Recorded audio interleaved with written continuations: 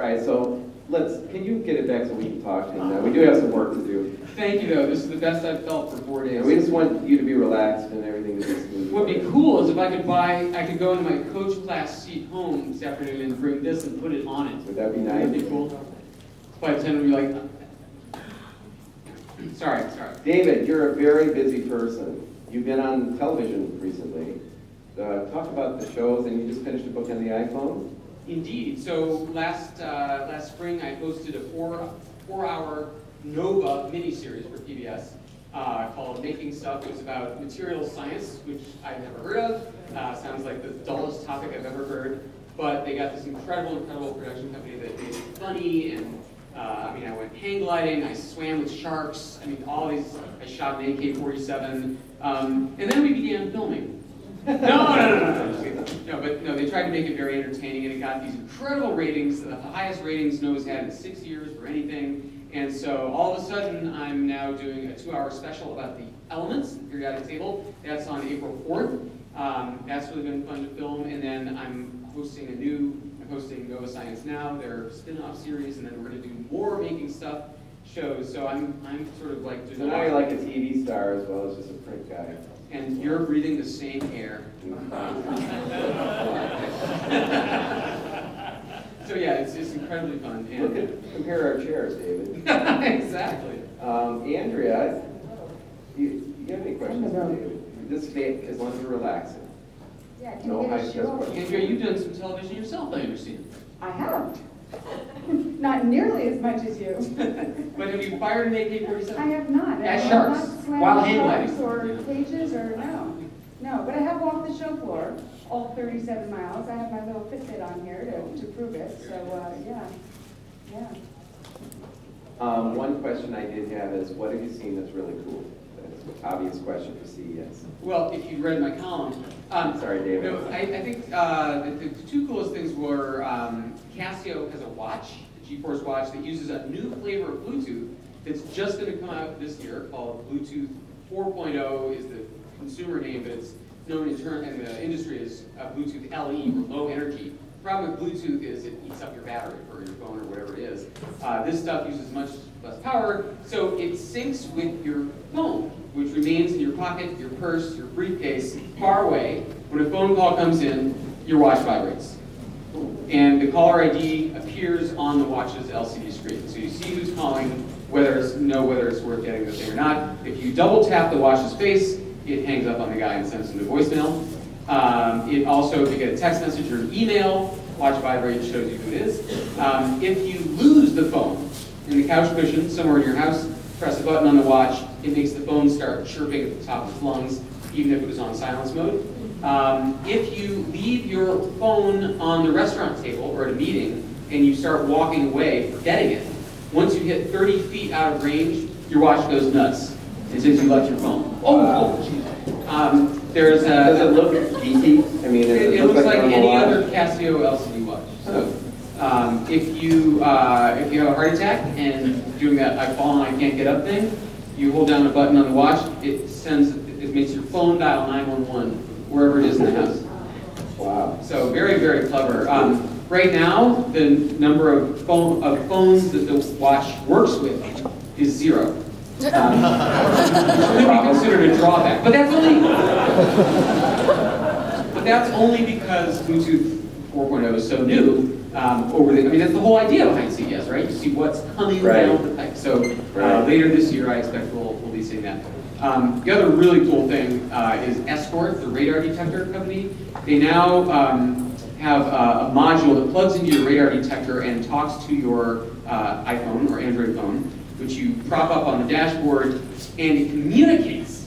So anytime any Escort owner is hit by a policeman's speed trap radar gun, it's broadcast to all the other Escort owners, and all the speed traps all around the state or wherever you're driving appear on a Google map on your phone. It doesn't even seem fair, does it? Stop.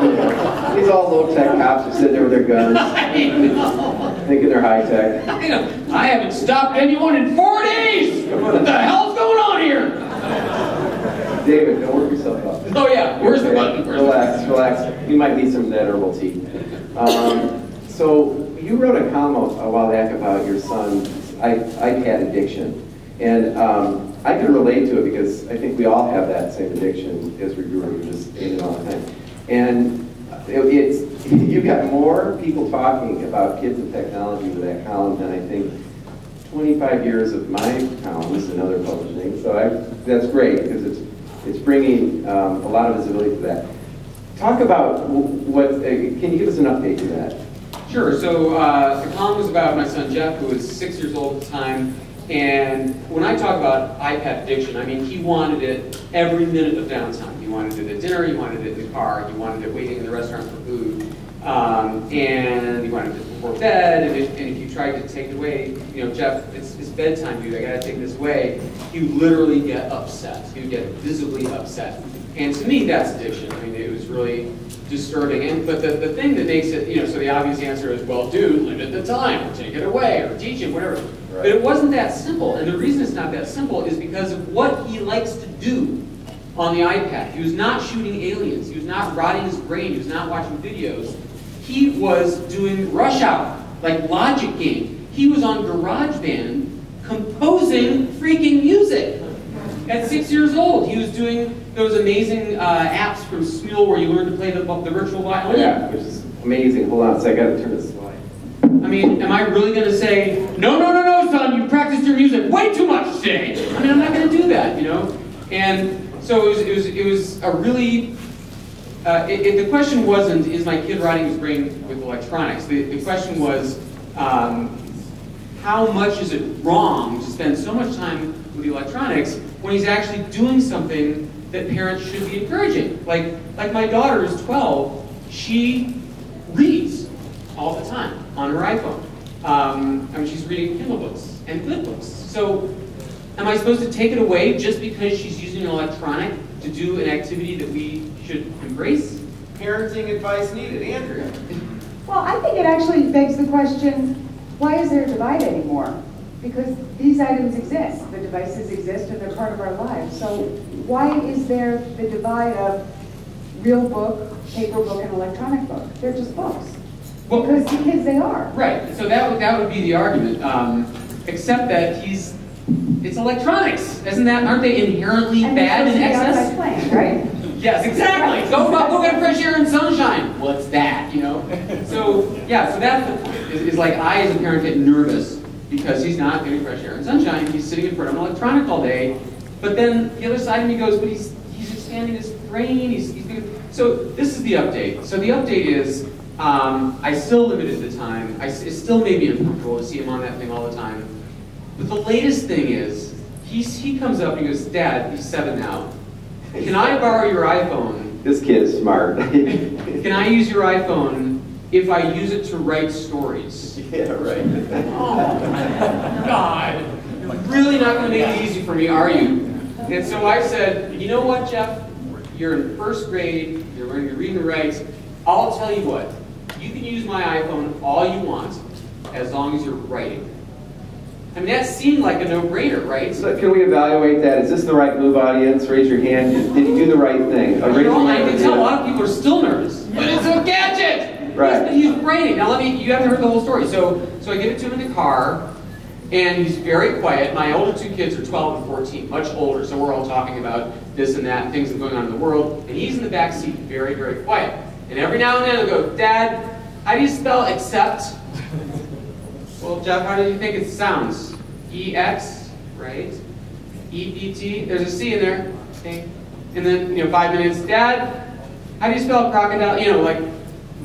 Okay, he's working on something. And this is unretouched, okay? I had nothing to do with this. I haven't even read it all the way through. This is from a couple days ago. I haven't even looked at it. He doesn't want me to look at it. This is what he wrote. I mean, I'm not saying it's Dickens, but, I mean, there once was a family far away from any house. Every person that came near that house got a curse. Bum, bum, bum. And no one knows who lives in that house except for one kid.